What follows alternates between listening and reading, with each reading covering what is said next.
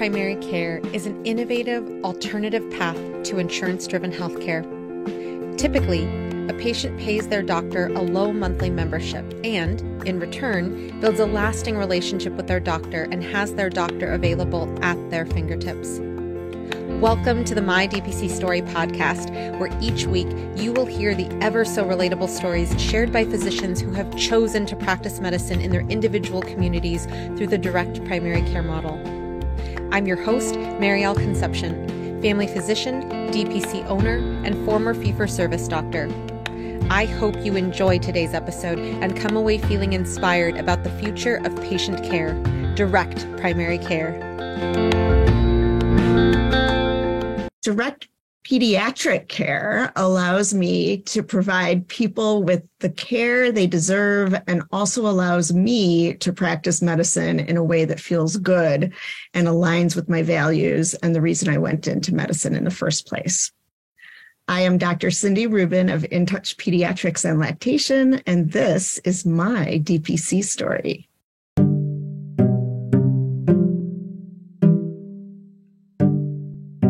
Dr. Cindy Rubin earned her BA in psychology from Stanford University in 1994. Not sure what she wanted to do when she quote-unquote grew up, she took time after graduation to live life, which included a volunteer program in Israel. After her time in Israel, she had the confidence she needed to pursue a career in medicine.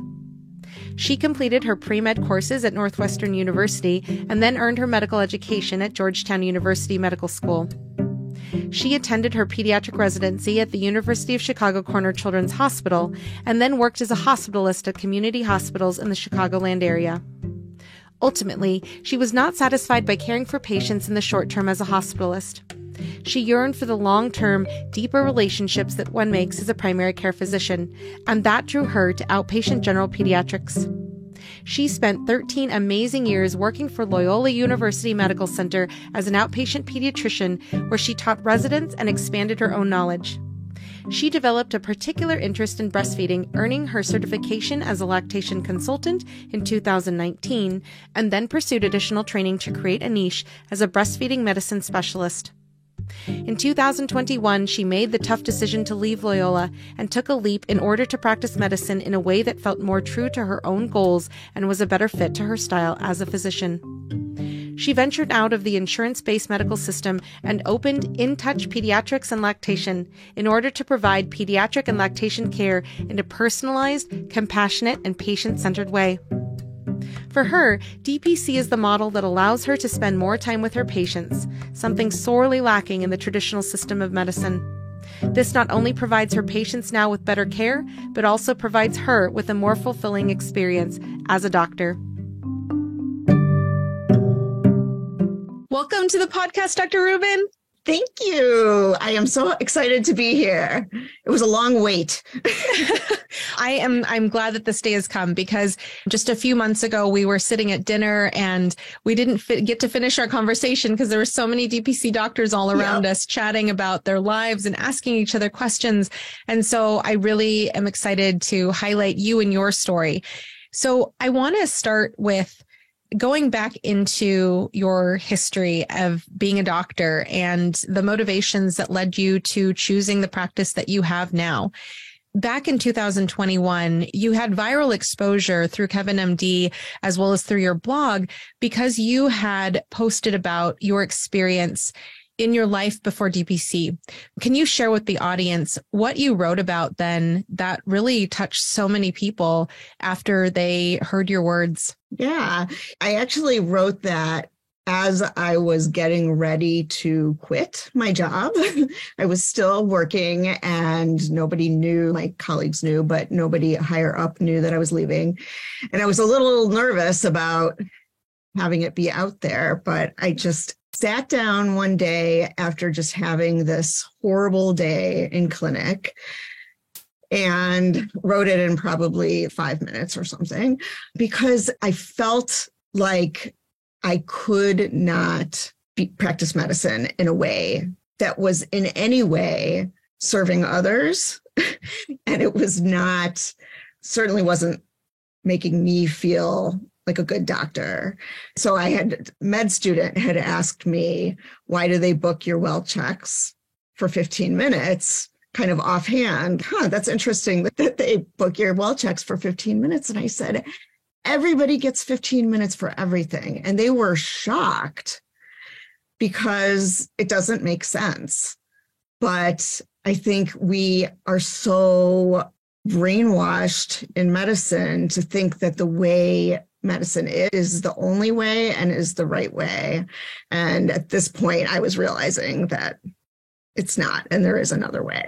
And something else that you wrote in that blog that really hit home, especially as I shared before we started recording, my husband's position was recently eliminated because the clinic that I worked at and that he is working at as of the day of this recording, his position is being eliminated because the clinic is going towards a non-physician model, which is legal in the state of California, as well as many other states in the nation. And the part that hit home even more for me after getting that gut punch of you sharing about the 15-minute visit with the innocent med student who is naively going into medicine, yes, not knowing the things that we didn't know about medicine, yes, was that you wrote, I'm the only pediatrician who gives my teens 30-minute well checks, and I take a pay hit for this.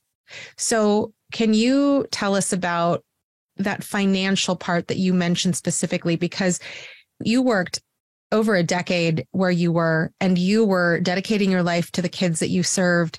And for you to be taking a pay hit for someone who's worked over a decade in their position, doing a fantastic job, how did that portion play a role in your sense of devaluement from the system? I was paid completely based on RVUs. So the more patients I saw and the more I billed, the more I got paid. And if I changed anything about my schedule from the 15-minute visits, I was going to be seeing fewer patients. And it didn't matter. That was the right thing to do. But there was no way around that. There's no way that you could get compensated for being a better doctor or doing all of the things, taking care of all the things that your patient actually needed. And in fact, to top it all off, it's like the things that we actually do get bonuses on or whatever are things that are so irrelevant and just check boxes that we're checking off that really have nothing to do with the good care of our patients. And yeah, it just didn't feel good. I did that with newborns too. And because of that, I ended up seeing fewer newborns because it was harder to get them in with me because everybody else had 15-minute appointments and it was harder to find those 30-minute slots. But that didn't make sense either. And it just really feels lousy to not be able to get people to see what's going on. And it's one of the big things that I'm still seeing in DPC because there's definitely a lot of education that needs to happen for people to see what DPC really is and where the value is. And yes, there's a reason why you might actually pay your doctor. People are so used to not seeing the money in healthcare. It has been really taken out of the equation. The money for your insurance comes out of your paycheck, so you never see it.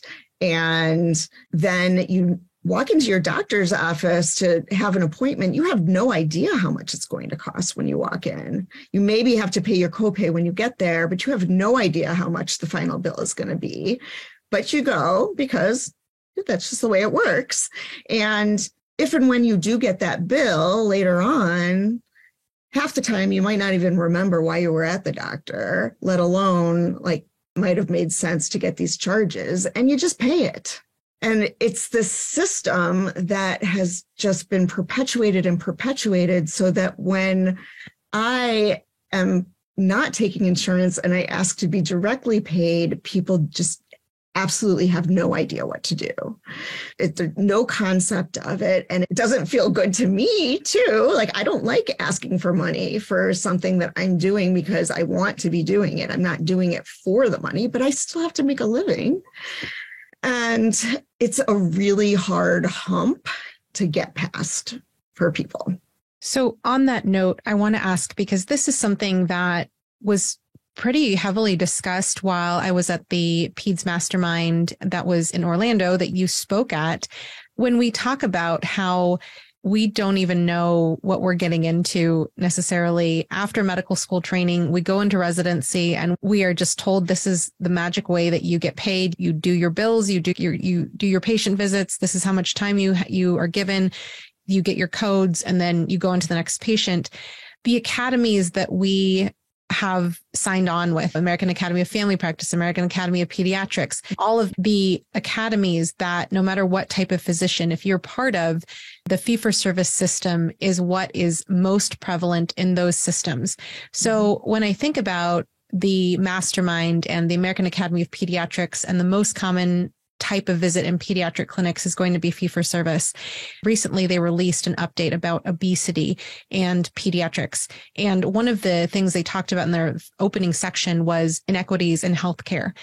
And that was where the argument was really getting hot and heavy at the Peds DPC Mastermind, because there was a large argument, and a very valid one, that DPC can remove those inequities because of access to quality healthcare for everyday Americans. This is a loaded question, but what is your opinion when it comes to, does DPC remove inequities when it comes to kids all over, no matter what background they're coming from, getting quality care, so it makes a huge impact in their health going into the future? I think it does. I think about all the guidelines that get put out about everything. How in the world are you supposed to do all of that in 15 minutes? No way can you do all of that in 15 minutes. And actually, I'm on the co-chair of the Illinois AE chapter, and I'm co-chair of their breastfeeding committee, and went to one of their meetings, and this was exactly what coming up. Like, how can we do better by our children? And the big barrier that kept coming up was time. We do not have time in our clinics to do all of these things. And the obesity issue was one of the ones that we were talking about. And I think that those inequities are absolutely seen in the fact that I think people who are disadvantaged, sometimes they don't have a medical home at all, and they may just get their shots on some mobile van and their school physical by who knows who. And that's the one time that they get seen every few years. And none of these other things that are truly important, whether or not, I'm not going to say whether or not I think that the obesity guidelines were on target or not.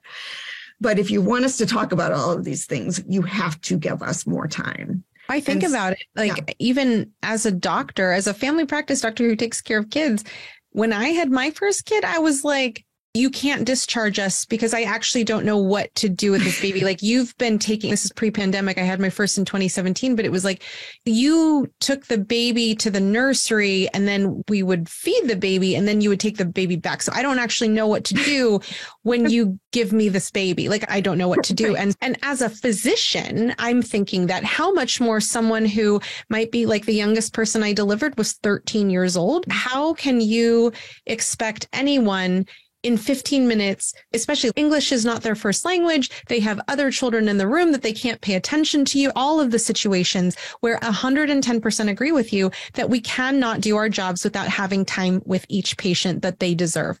And that time will change. Sometimes you don't need as much time, but other times you need a ton of time. So I'm so glad that you are at the level you are in your state chapter of the American Academy of Pediatrics. And I'm glad that there are other people in the DPC community who are speaking out at the state and national levels when it comes to our patients deserve better and we deserve better as physicians. And that's one thing that people actually complain about with the Academy of Pediatrics in particular. I don't know exactly how all the other academies are, but they advocate for the patients, they think, but don't advocate for the physicians who are stuck in this mess, trying to do everything and needing to do everything and wanting to do everything, but not being given an appropriate arena in which to do that. And I do think that DPC can bypass many of those barriers because People also think of DPC as concierge, and it's not concierge. And I hesitate to use that term even to get people to understand the model a little bit, because people think about that and think it's just for the wealthy. And it's not. This is affordable care. It is on top of your insurance if you have insurance. It is. But it may allow you to take a less expensive insurance, because insurance is for the big things. Insurance was not originally supposed to be something that paid for everything. Like your car insurance does not pay for your oil changes. Yeah. And it's so interesting you say that, because recently I've been thinking about, if I had my druthers, I wish that people in high school would have economics, that they would have home ec. And when I say economics, like everyday economics, like this is how much money it costs to have a child. This is how to budget your finances so you save it for your retirement, that type of stuff, rather than Adam Smith and the history of economics. But one of the things I've been thinking about recently is it would be so helpful for people to learn to create a cultural change earlier on, how to play in the healthcare system. And hopefully this healthcare system doesn't continue to burn like it is right now, as we are rising above the ashes to take better care of our patients and ourselves. But when it comes to how to use your healthcare dollars, just like you pointed out, it's insanely important for people to understand, look, you could have paid Dr. Rubin this amount of money, and because you've paid her this amount of money, your child was kept out of the ER for croup, for a rash, for whatever. And each time a child goes to the ER, how many hours are spent in the ER? How many thousands of dollars are racked up? Especially if a person has insurance, the insurance only covers so much, and then magically it's on your dime. That's why so many people are going bankrupt in this country. So like you said, we don't see the money. We need to see the money for sure. And DPC definitely is helping people bridge that inequity of not understanding our healthcare dollars and spending. And I think it is very important to be transparent. I have my prices on my site. Now, I know that, yes, some people are going to look at my site and say, I can't afford this, and I want this, but I can't afford this. And I'm still relatively new, but I think most DPC docs feel that it is very important to be able to take care of people who maybe still can't afford what affordable fee we are charging, and we'll figure out a way to do it. And I do already do that. I would like to be able to do that more as I grow. So we actually have the time that is necessary to put into all of that, to put into figuring out how we can take care of everyone who seeks us out, and just have the time to do everything that's needed. It's just, it just keeps coming back to that. I just remember what it felt like to be in that room. And I think, I can't remember if the quote that you said, if this was included, but I was always running late. And my MA, who I loved and was like trying to keep me on track, out of the goodness of her heart, she was going to make me get out of the room on time. And she was going to knock and make me stop no matter what I was doing to get out of the room. And I was like, forget it. I'm not leaving the room if I haven't finished what I need to finish. I'm sorry, I can't do that. And it's just infuriating. You can see I just get so mad thinking about it. And I get mad now, like I got out of that system, but I still feel like I'm stuck in that system because everybody else is stuck in that system. So as you have shared what was going on before you opened In Touch, I want to ask about how you came to learn about DPC. So I was actually at a breastfeeding conference, and there were a couple of people at the conference who were planning to start DPCs, and I had never heard of it. And I remember just thinking, oh, whatever, like, that's not for me. I'm never going to do something like that. What in the world? And these people kept repeating that message into my ear in various places along the line after that. And it just started to make more and more sense. I learned more about it. The Facebook groups have been just phenomenal at helping people to understand what it really is and how to have a practice like this. And as I was trying to navigate my way out of my other job, I was really struggling for years before this to figure out what I could do that would be any better. I just felt like everything I looked at was going to be just more of the same, just in a different place.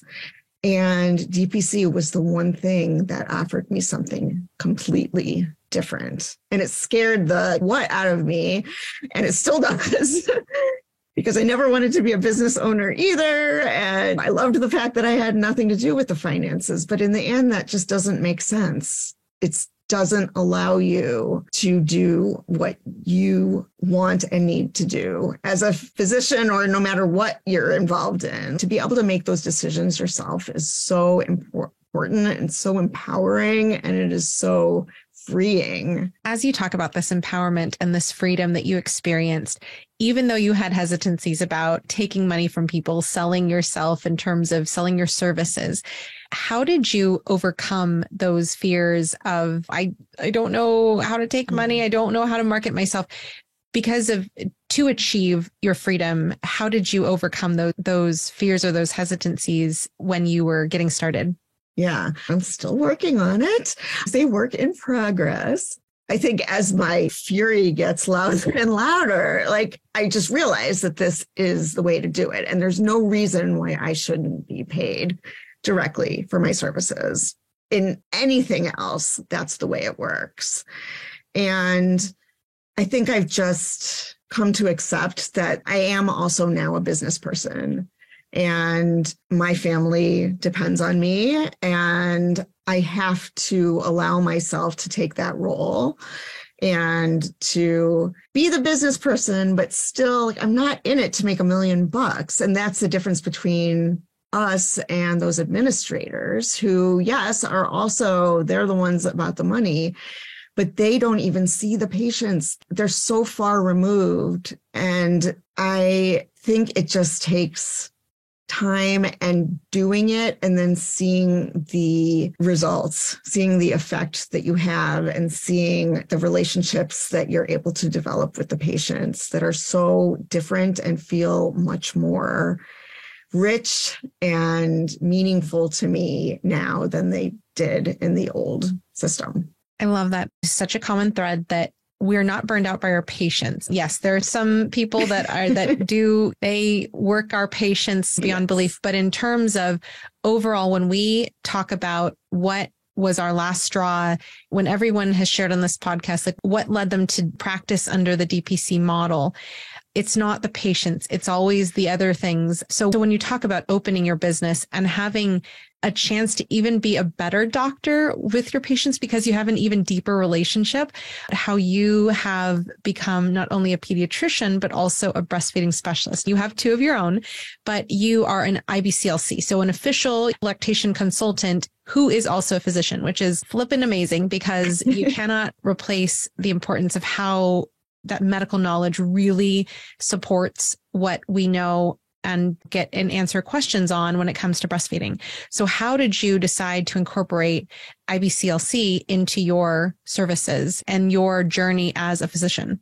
It was interesting because I decided long before I left my job to become more knowledgeable and able to care for my breastfeeding patients. And that just made things worse at my job in terms of not having enough time. So it led me to where I ended up. But as many people who go into lactation professionally, we had problems with our own kids or problems with our own breastfeeding journeys with our kids. And I did. And I wanted just to be able to better serve people. And I just want to clarify the difference between IBCLC and breastfeeding medicine, actually. So I didn't know this at first either, but there is something that is called breastfeeding and lactation medicine. And what this is physician level care of breastfeeding problems that may be more complicated than can be handled by an IBCLC. It's just simply out of their scope of practice. They may even have an idea of what's going on and know about it, but they can't practice medicine. An IBCLC is a counselor and an educator, and that's where they have to stop. And as a physician, I have training that is geared specifically towards physicians and how to work up, diagnose, and manage more complicated problems.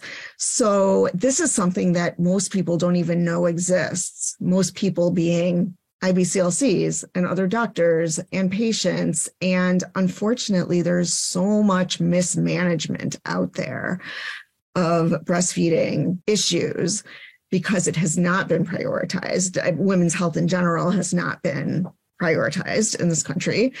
So people who have these issues end up going to the only doctors they can to deal with these things. Usually they're OB, maybe they're pediatrician, maybe a breast surgeon. And those people, unless they sought it out themselves separately, they did not receive training on it. So they're flying by the seat of their pants. They want to be able to help, but they don't have the training. And so then things get mismanaged, and that leads people to stop breastfeeding. Essentially, in the end, they either are miserable and have mental health problems because of it, or they stop. And now that there are more physicians being trained in breastfeeding medicine, we are able to help solve those problems and hopefully nip them in the bud and prevent them from getting mismanaged. I actually just had a patient that I saw for a prenatal visit who had a disastrous experience with her first baby and wanted to try to prevent it the second time around. And she had some complications, and it's hard to know for sure that that there won't be any problems this time. But I said, I cannot promise you that is not going to happen at all. But what I can promise you is that it will not be mismanaged this time. So it will not turn into that big disaster that it turned into last time. You will have people, you have sought out the right people to be able to support you, and we will make sure that you are okay and you can lactate healthfully and hopefully much more successfully than last time. And it felt really good to be able to say that. And I don't know that I was doing some breastfeeding medicine in my old job, but now I can, again, do it the way that I need to with much longer appointments, and spend a lot more time getting the word out. I'm focusing, because I am a business person now, on advertising this breastfeeding medicine service. And I think that if I had stayed where I was, I would have just been in this little place doing it, but I certainly wouldn't have had the time to really be advertising about it and getting the word out that it exists. So hopefully this will start in the Chicagoland area. There will be more and more of an ability to help these people, because people will know that the services exist.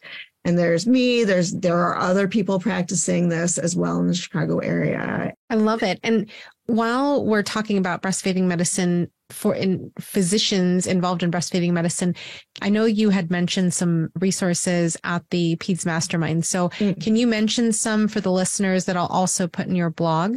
Absolutely. First of all, I have a YouTube channel where I try to put out some good information. But for other physicians in particular who are looking for, maybe thinking about getting an IBCLC or thinking about learning more about lactation, there are resources out there that are geared specifically towards physician education. We are in the process of creating a certification for breastfeeding and lactation medicine. So you may want to look into that more and not get your IBCLC, because there's nothing wrong with getting your IBCLC.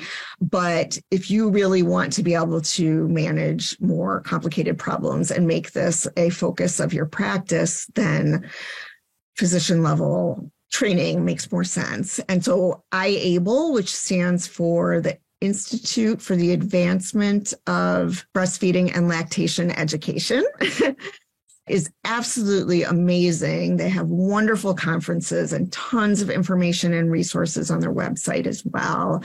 And I think are going to be more and more other resources out there as more of us get this certification and get this training. Fantastic. And I will definitely include your YouTube as well as IABLE and any other resources that you think of after our recording.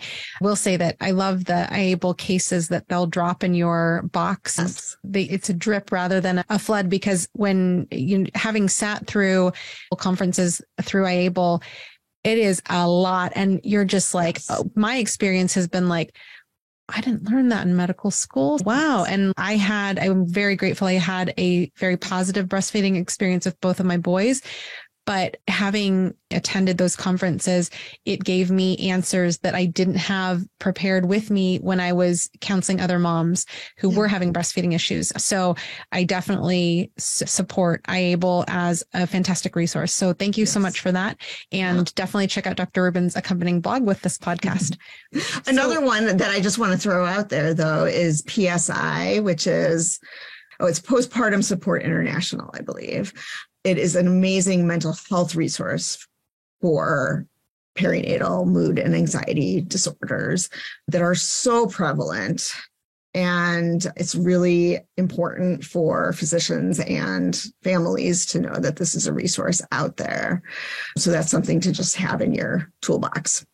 So as you have talked about the experience that you had before DPC, and you've talked about how you've had a mind shift going into owning your own business and operating your own business, I want to ask about your business model first. When you opened In Touch Pediatrics and Lactation, you opened as similar to my opening, and this is what we talked about over dinner, as a virtual and home visit based model. Can you tell us about why you decided to open up your practice in that way? And had you thought about any other models, and what was the reason you ended up choosing the model you did? Yeah. Part of why I chose it was just being able to start out with low overhead. I think that's really important. I didn't have some big sum of money to to support me, so I didn't have to worry about rent, which is wonderful. So I figured that would be a good way to get my feet wet. And breastfeeding medicine and pediatrics and taking care of babies parents after they have children, it just lends itself, I think, to home visits. And it's funny that the only home visits that are really paid for in the fee-for-service model are geriatrics, but they're not the only ones that need this. So it just was a kind of a natural decision, I think, because of the breastfeeding. It's just so much easier to figure out how to help somebody when you're in their space and you see, both with breastfeeding as well as pediatrics, like, what do they even have blocks? If I'm asking if their kid can stack a tower of blocks, do they even have blocks? I can see where a child sleeps. I can see the chaos or the lack of chaos in the house. And some chaos is good, actually. And it can make a big difference on what I can help them with.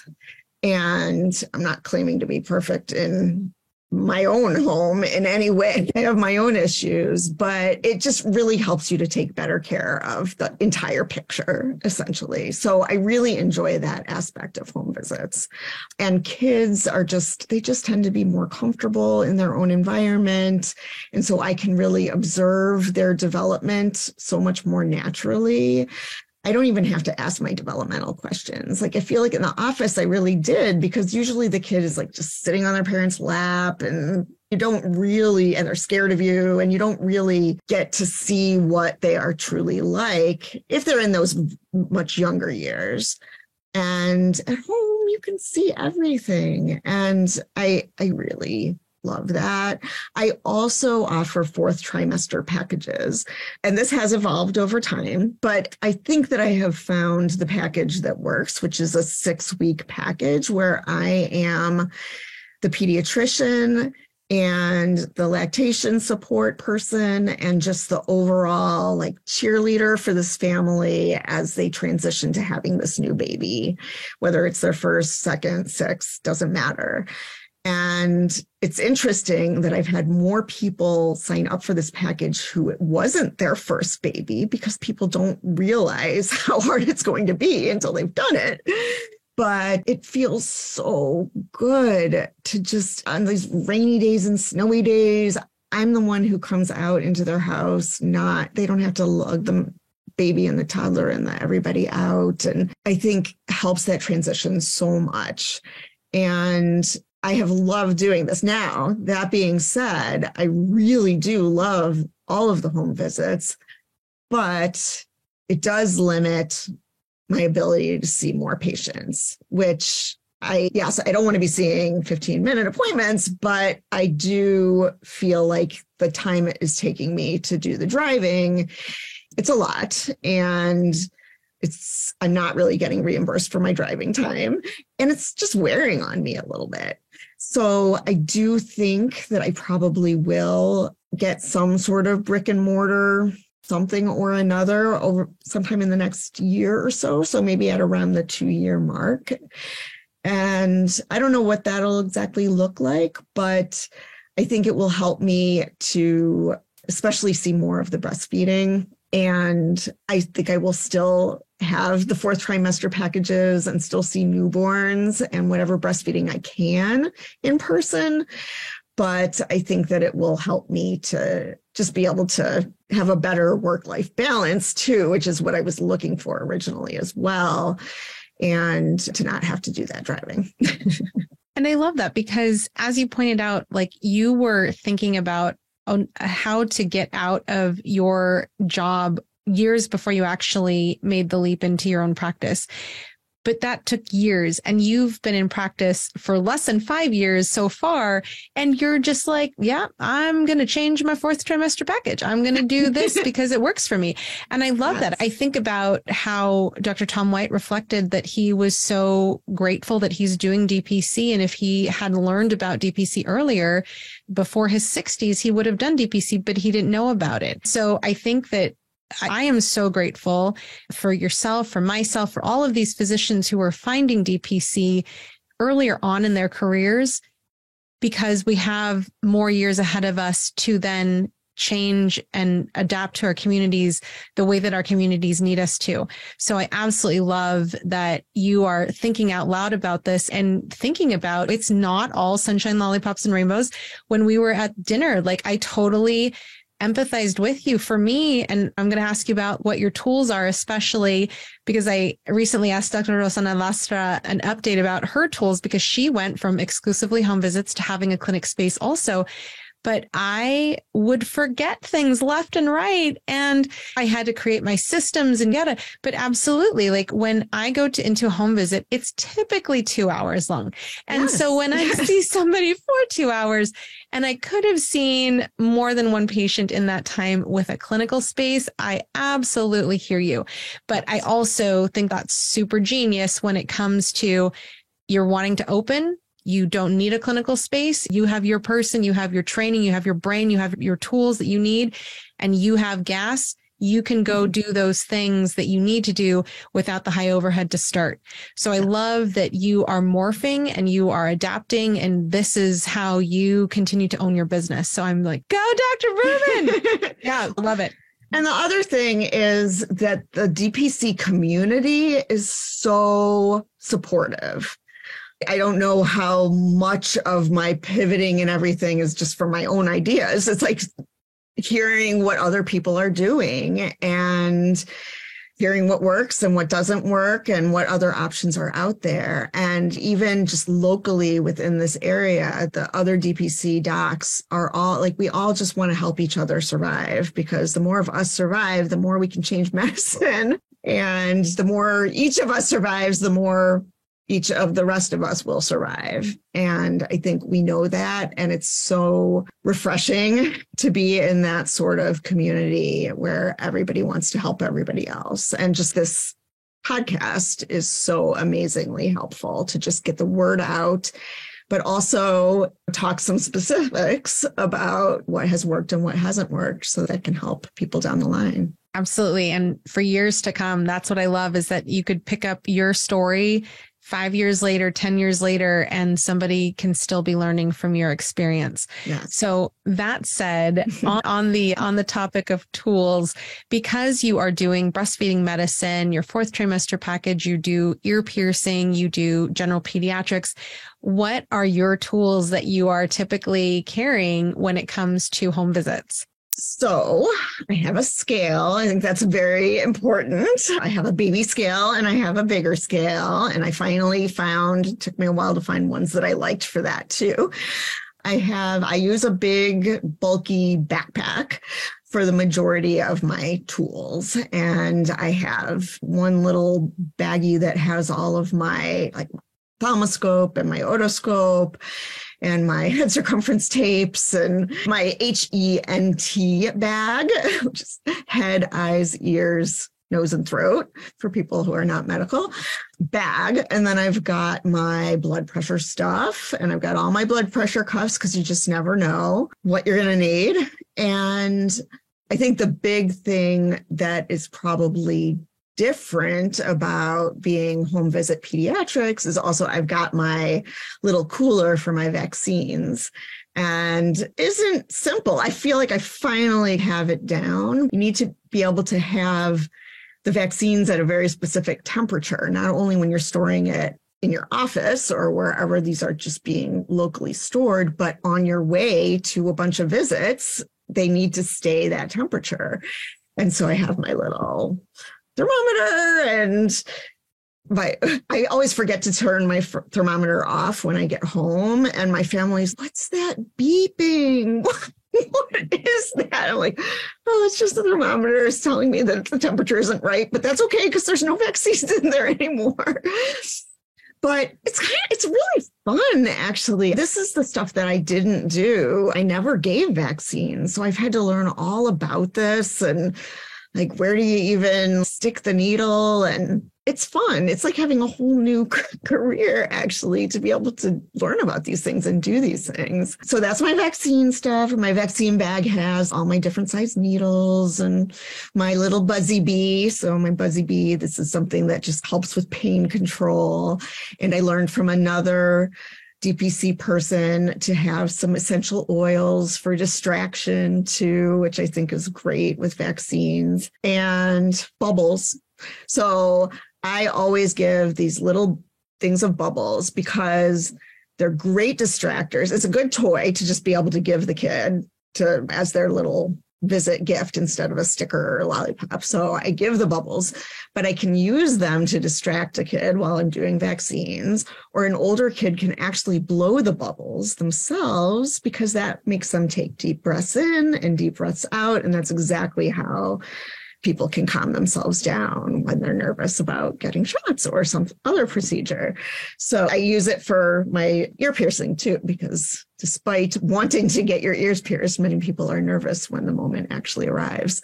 So I think my bubbles are big. I actually had gone to the dollar store and bought a bunch of random toys initially. And then when I got these bubbles, I was like, no, this is just going to be my thing.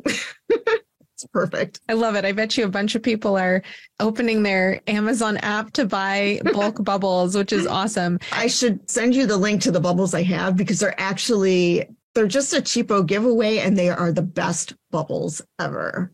They're teeny little bubbles because it's just this teeny little thing, but they are really good bubbles. Yeah. And there is a difference between good bubbles and bubbles that don't actually become bubbles. I love that. I do this because I love shopping on Black Friday, but I have a notepad note in my iPhone where I keep a list of things and links that I want to buy on Black Friday. And I have the one that Dr. Nazia Sharif had mentioned in her podcast, but I also have the Stadiometer that is like a triangle that's wireless. Yes, and I have that too. Yeah. Yes. And that was on Black Friday sale. So if you have links of things that are a little bit pricey and you're wanting to get them and you don't need them today, definitely something to think about putting them in a list for getting ready for Black Friday. And then also if you just put them in your Amazon cart and then save for later, sometimes you'll get alerts that, oh, the price has gone down by 10% or whatever. So just little tips there, but I cannot wait to buy these bubbles that you speak of. Really good. The other thing that you don't realize that you're going to need, I think, is a script pad. We do electronic prescribing most of the time now. And for some things, at least in Illinois, we have to electronically prescribe. But how do you write an order for labs if somebody's going to just go to a lab? Really, you have to write it on a script pad and for a referral or something like that. So it's probably that old school thing that is still alive because it has to be used in certain situations, like doctors still use pagers. It's totally outdated, but yeah, doctors still have it. And faxes. Oh my gosh, my husband, when I was trying to figure out the fax situation, and my husband's, what in the world do you need a fax for? 100%. Oh my gosh. And I have no concept of the fact that the rest of the world doesn't fax. Yes, doctors still fax. They also send things electronically, but it always gets sent as fax too. In my area, because we live in the forest, literally, when there's no electricity and there's no electronic prescribing whatsoever, there's no phones whatsoever.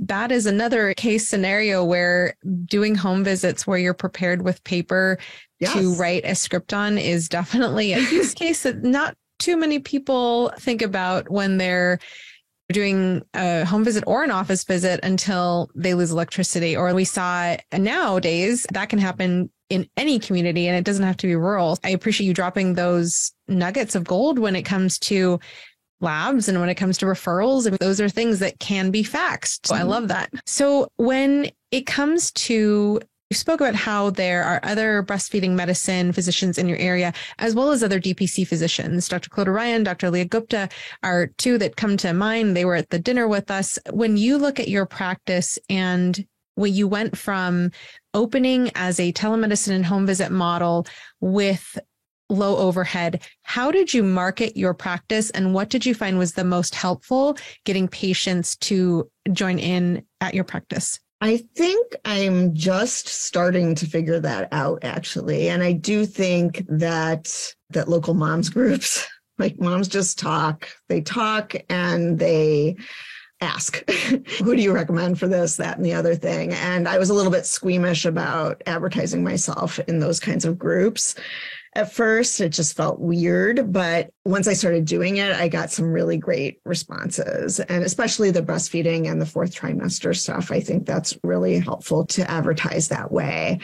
And then just getting the word out to other people who work with your people, right? So other and doulas and midwives and people who take care of adults, those adults have children. And so this is also my new career, is figuring out how to market and network and all of that. And it's definitely my least favorite part of this.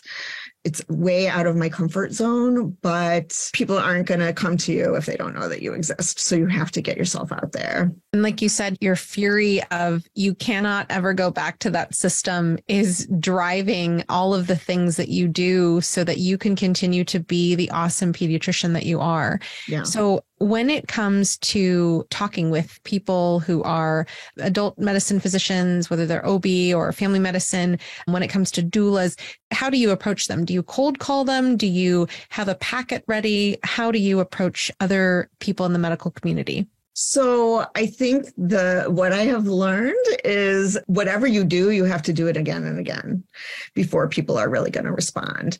It's that, I guess it takes 7 touches before people are going to start to respond to whatever it is you're doing. So I have tried everything, and I think certain things work for certain people. And if you have if you can get introduced to somebody by somebody, that's definitely the best way. Or if you have some sort of personal connection to something about that person. So do your research. So get on to their website. Oh, somebody just taught me this one, which I hadn't thought of, which is if you are going to cold call or cold walk into an office, to look up on the website, what is the name of their front desk person? So when you walk in, you can say their name immediately and you will win them over. And that front desk person is the one that you want to win over because that's the person who knows everything that's going on and is going to be asked, oh, I'm looking for a pediatrician. Who do you recommend? Now, I can't say that I'm perfect at doing this, but I think that these are really important to just be persistent, keep doing it.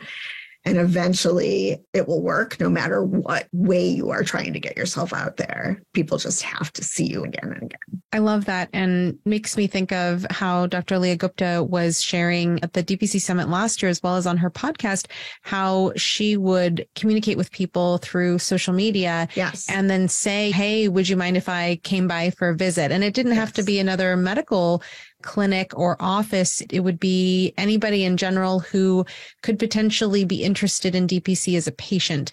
So I think that it's ironic because you are a pediatrician who's purposefully choosing to build good relationships, quality relationships with people. That's how you're doing your marketing too. So I think that's really cool. And it really speaks to how this is really a relationship driven model. One of the things I want to ask when it comes to marketing and marketing yourself is you have some incredible pictures on your website. It's Dr. Rubin with this mom who's holding their baby and breastfeeding, or Dr. Rubin with the otoscope. And so how did you end up getting those pictures? And do you have any tips for other people who might want to get pictures similar to yours? When was this? I guess this was probably when I was expecting my second baby. I saw a photo on a local moms group.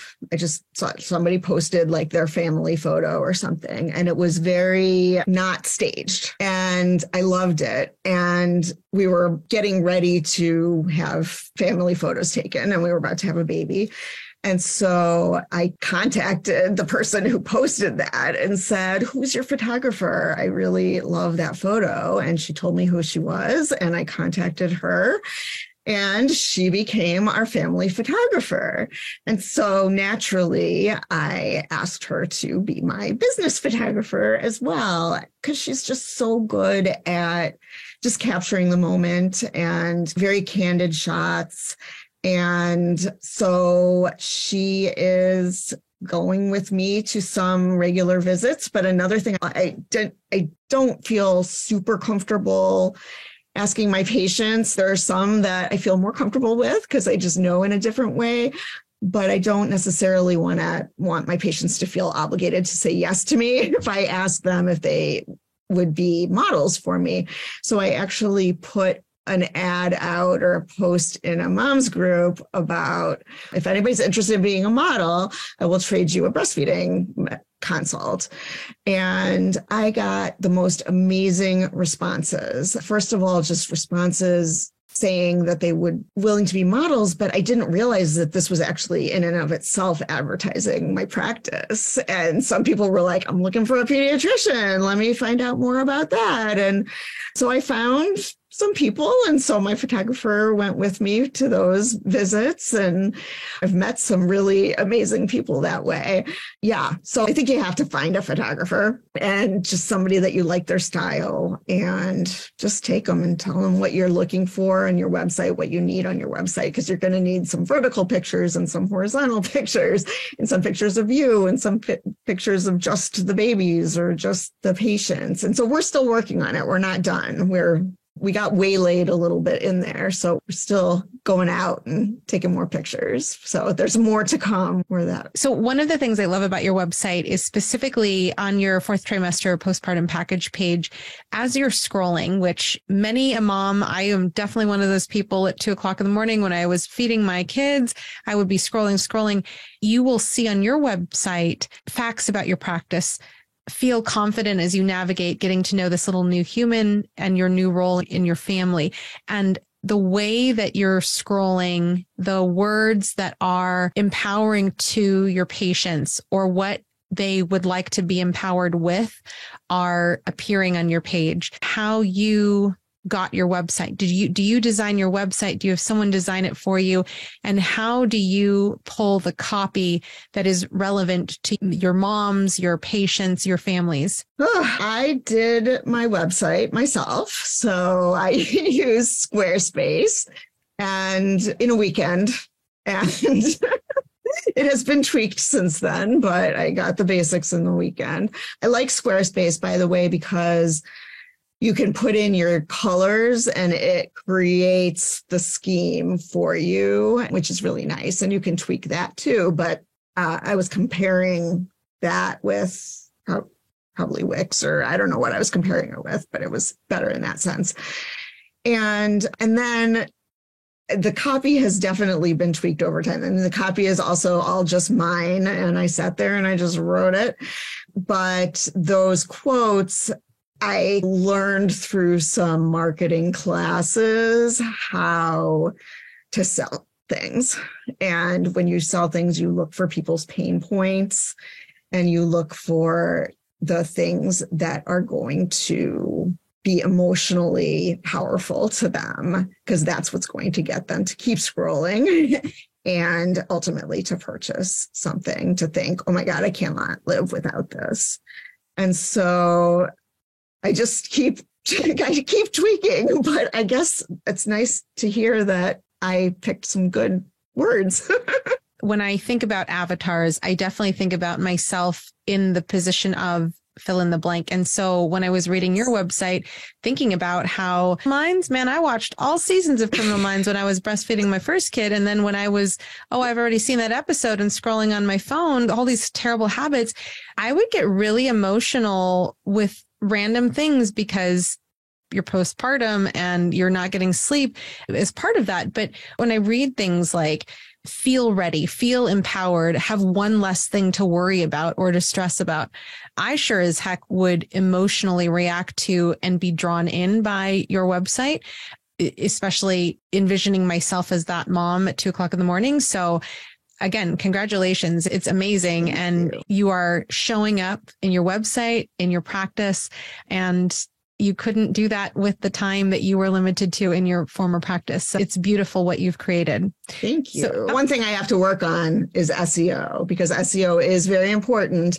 and you should have SEO in mind as you are building your website. And I don't know that I did. I tried to do the things Squarespace told me to do, but I'm not ranking super high on Google. And so I need to work on my SEO. So that's just an important thing to remember when you're creating a website. And if you're going through similar struggles, like how you said you took a marketing class to learn about copy and to learn about selling yourself, there are ways to learn about how to work SEO in your neck of the woods. So awesome. And I think it's so interesting when people take courses, when they've decided or when they're actively doing DPC, the way that courses information manifests is so different than if we were to do it in a different industry. So yes. I think it's so cool to see what people create. Yeah. Yes. And also, like, my driving has not been for naught, because I'm pretty much always listening to some sort of business book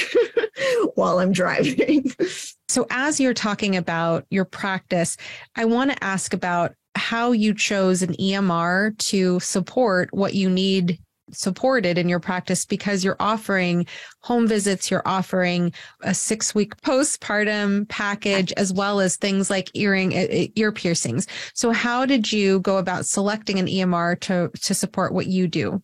So I actually just have my ear piercing separate from my EMR. So far I have kept it separate. I was thinking that I was going to combine it, but it just made more sense for me to keep it separate because it doesn't require the HIPAA compliance and I just take the money in a different way. So that's one thing. But I chose one at first, like having no rent to pay. I chose one that was free to start out with, because I have learned that one thing that is not a good trait in a business person is being indecisive. And I'm about the most indecisive person in the world. So that does not fit my business person persona.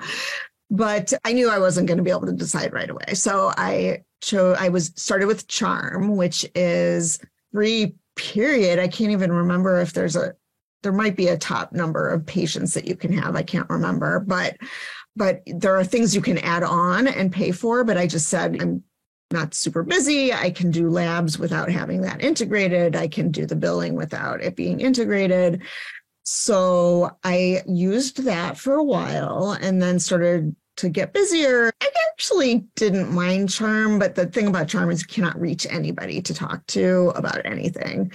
So I knew that as things were going to get busier, I was going to need something with better customer support. And so I really debated, like, the PEDS people are looking for very specific things. We want to be able to easily print out a school physical form, and we want to be able to enter vaccines. And there's just very specific things that are not great in a lot of EMRs. And in the end, I actually just picked one because I really liked the people and I liked what they had to say. They were building from the ground up, but people who had already been with them seemed very happy. And it's kind of forcing me to be more simple in my notes than I usually am. They don't have all the check boxes, right? So you can make your note whatever you want it to be because you're not at the mercy of the insurance companies anymore. And it doesn't have to have a 10-point review of systems. And so my notes don't have that. There's no review of systems being asked anywhere. So I really like that. And it also integrates the phone, like the texting and everything, into the EMR, which was important to me because I was using Spruce, but I wasn't integrating it with anything because I hadn't decided what I was going to use. And it only integrates with one, maybe two EMRs, that I wasn't going to go with those EMRs, but I really like being able to text and know that it is going to go right into the chart, so that I don't have to then go and write a note about what I was just texting, because it just saves time. And so I think that's something to look for sure in an EMR. And it's got its ups and downs, and there's a lot of changes coming with this EMR. And so we'll see. It's an Arrow that I ended up going with, and they have merged with Hint, and we have no idea what big package is going to be coming out soon that will hopefully be like the Wonder EMR. So we shall see. And when people are joining your practice, whether it's for pediatrics, whether it's for lactation, how does it work when a person is onboarded? What happens from their experience after they say yes? So they get a link to my EMR, to Arrow, where they put in their information. So just their basic name, address, all of that. And then they can, and it's difficult not to put in their payment information. I do not charge anything right off the bat because I sign up everybody that same way. And my breastfeeding medicine people get charged one thing for their visits, and then my general peds are getting charged an enrollment fee plus then their monthly fee. And so it's not standard what they need to be charged first. So once they put in their information, that comes to me, and I know that they are requesting to be approved, and I approve them. And then I can charge them if there's an enrollment fee, or I can wait to charge them if they're coming for a breastfeeding visit. And I can send them all of my consent forms at that point. And then once I get the consent forms back, then I start to put them in their monthly fee bracket or wherever they need to be. And then I set up an appointment. And I really like, even if I have a new patient, then, and they've already been born, I want to see them as soon as possible, because if they're going to call me and have a question about their kid, I want to have laid hands on that kid already. So I like to schedule. I can't always schedule it. Yeah, usually schedule it for the same day at all, but within a week.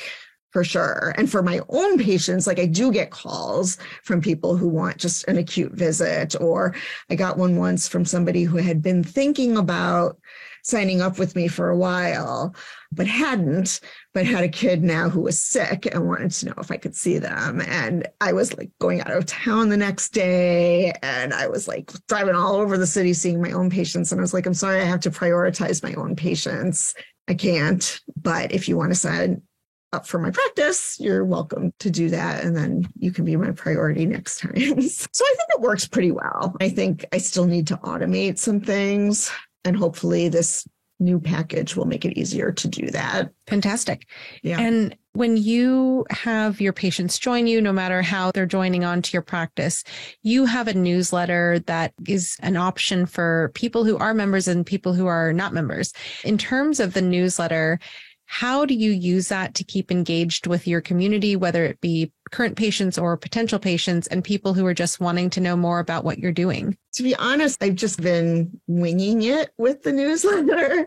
I kind of have a standard format there and try to put something of some value in it every week, whether it is just purely informational about this breastfeeding topic or this PEDS topic, or just some thoughts that I've been having, or a new blog post that I just put. I don't have very many blog posts up. That hasn't been a big thing for me.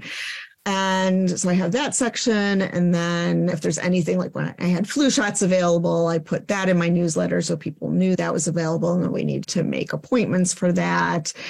And I ask for reviews. Reviews are a big way of finding more patients. People want to see that you have been vetted and people have been happy with your services. So I do try to get out there and ask for reviews in my newsletter as well as other ways.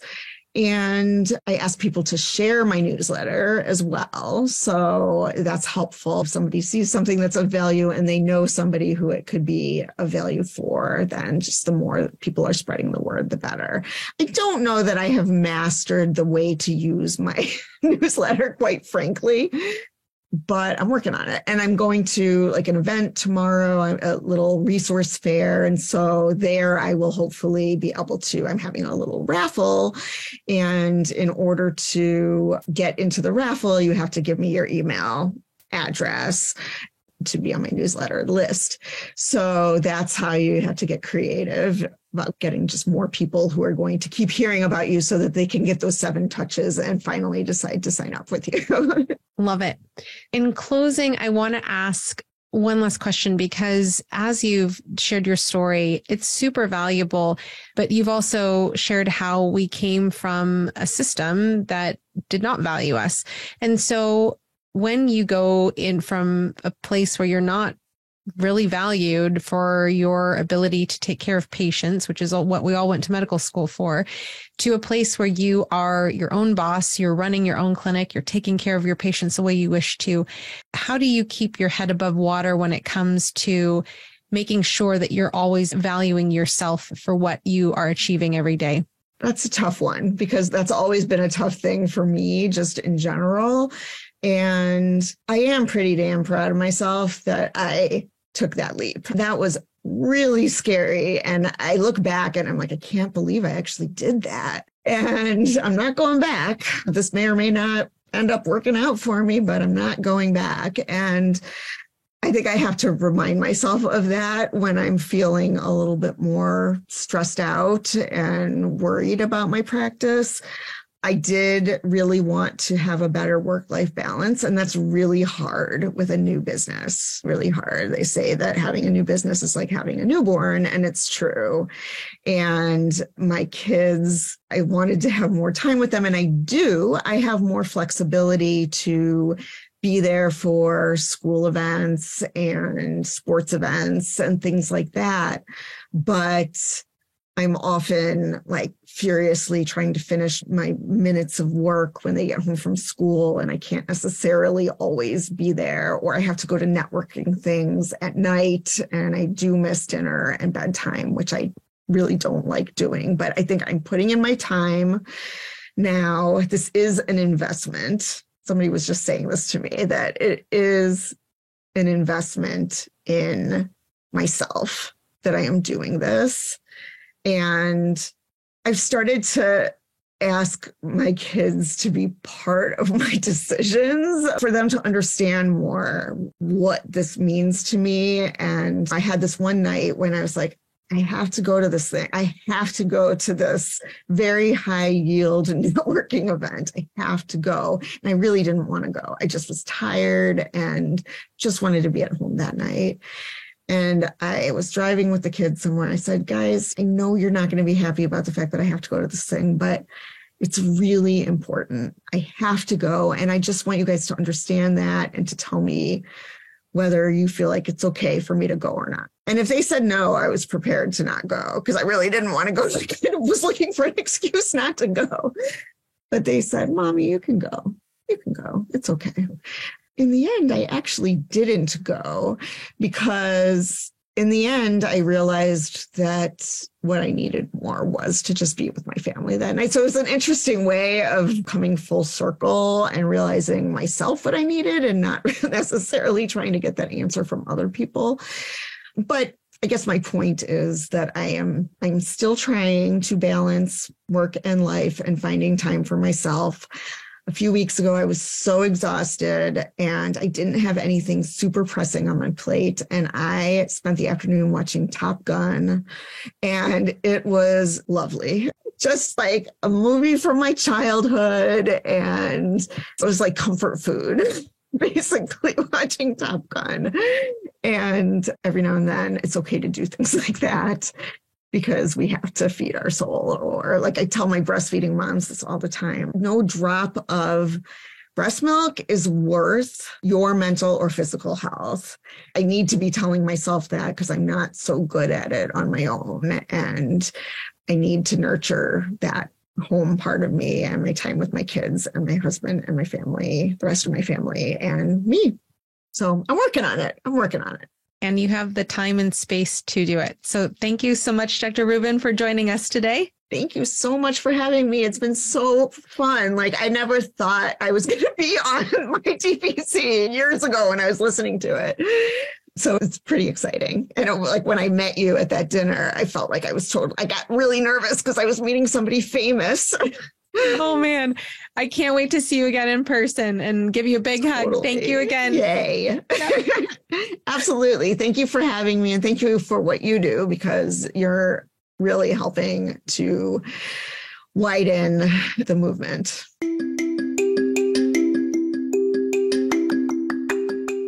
Next week, look forward to hearing from Dr. Andy Burkowski of Relax Health in Ann Arbor, Michigan.